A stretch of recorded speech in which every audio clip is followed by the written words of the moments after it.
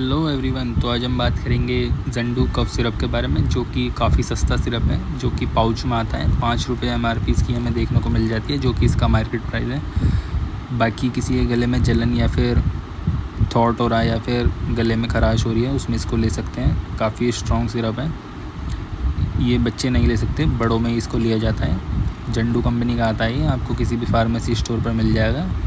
Fully Ayurvedic है ये, इसको कोई भी ले सकता है। दोस्तों, अगर आपको किसी और मेडिसिन के बारे में जानकारी चाहिए या नॉलेज चाहिए, या आपको किसी और मेडिसिन के बारे में जानकारी चाहिए, तो आप मुझे सब्सक्राइब करके कमेंट कर सकते हैं। मैं आपको उस मेडिसिन के लिए स्पेशल वीडियो बना के डाल दूँगा। Thank you.